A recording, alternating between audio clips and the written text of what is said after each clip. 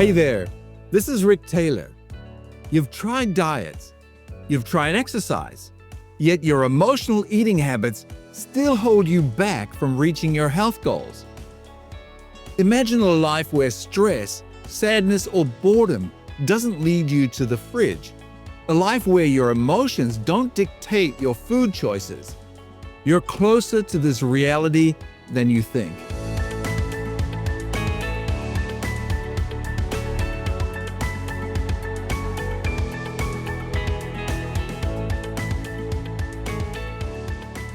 Number 1.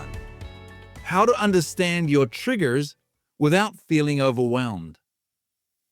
Confronting the deep-seated emotions that drive our behaviors can be an incredibly daunting and intimidating prospect. The fear of delving into the complex web of our own psyche, unearthing painful memories, and facing uncomfortable truths about ourselves can cause many to shy away from this crucial introspective work. However, when it comes to the specific issue of emotional eating, understanding the triggers that compel us to turn to food for comfort, distraction, or coping is absolutely essential to overcoming this challenging pattern. One of the most effective ways to begin the process of identifying your emotional eating triggers is to start keeping a detailed food and mood diary. This involves diligently recording not only what you eat throughout the day, but also when you eat it, and most importantly, how you felt before, during, and after each eating episode. By capturing your emotional state at each of these key moments, you start to build a comprehensive picture of the psychological landscape surrounding your food choices and consumption habits. To make this potentially overwhelming process more manageable and approachable, consider leveraging technology by using a dedicated app on your smartphone or tablet.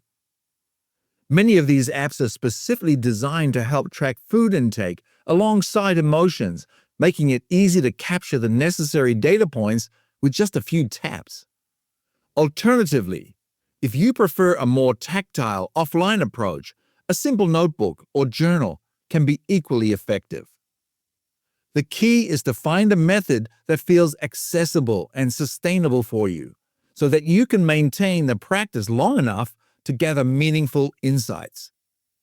Whichever tracking method you choose, the most critical thing is to focus on consistently capturing the relevant information each day. Don't get bogged down in trying to analyze the data or draw conclusions prematurely. Trust that simply by bringing mindful awareness to your eating habits and emotional fluctuations, you are already taking a significant step towards understanding and ultimately transforming your relationship with food. So why exactly does this food and mood tracking process work so well? The power lies in the awareness it creates around your individual patterns. By shining a light on the specific emotions, situations, and triggers that precede and follow your eating experiences, you start to recognize the deeply ingrained associations and subconscious beliefs that may be driving your behavior. This heightened awareness is the foundation upon which sustainable change can be built. Ultimately, the journey of overcoming emotional eating is a deeply personal and multifaceted one, requiring patience, self-compassion, and a commitment to ongoing growth and discovery. But by beginning with the fundamental step of tracking food intake alongside emotions, we lay the groundwork for profound transformation. Through this simple yet powerful practice, we can gradually untangle the complex knot of our emotional eating triggers, paving the way for more mindful, balanced, and fulfilling relationships with both food and ourselves. Number 2. How to develop coping strategies without feeling restricted. The fear of feeling restricted or deprived when making lifestyle changes can be a significant barrier to progress. It's natural to worry that altering your habits will mean giving up the things that bring you comfort and enjoyment. However, developing alternative coping strategies to manage stress and emotions rather than relying solely on food, is a crucial step in achieving sustainable health and wellness goals. The key to success is to start small and build momentum gradually. If you typically reach for a snack when you're feeling stressed, anxious, or overwhelmed, try experimenting with a different activity instead. This could be as simple as taking a short walk around the block, practicing a few minutes of deep breathing exercises, or calling a friend for a quick chat. By replacing the habit of emotional eating with a healthier alternative, you begin to rewire your brain and create new, more positive associations. To make this process easier and more effective, it's helpful to create a list of activities you genuinely enjoy that can serve as alternatives to eating when you're not physically hungry. This might include hobbies like reading, gardening, or playing an instrument, physical activities such as yoga, dancing, or swimming, or self-care practices like taking a warm bath, listening to music, or journaling. Keep this list easily accessible, perhaps on your phone, or posted on your refrigerator, so you can refer to it whenever you feel the urge to eat in response to emotions. The power of this approach lies in the fact that it provides you with options and a sense of agency. Rather than feeling like you're being deprived of something you want, you're actively choosing to engage in an activity that nourishes you in a different way. This shift in mindset can be transformative, as it allows you to view healthy lifestyle changes as an act of self-care rather than self-punishment. Developing alternative coping strategies to emotional eating is a powerful tool for anyone seeking to make lasting changes to their health and well-being. By starting small, creating a list of enjoyable alternative activities, and reframing lifestyle changes as an act of self-care, individuals can overcome the fear of deprivation and build a more positive, sustainable relationship with food and their bodies. Incorporating this approach into your life can help you feel empowered, supported, and equipped to achieve your goals with confidence and ease. Number 3, how to cultivate mindfulness without feeling overburdened.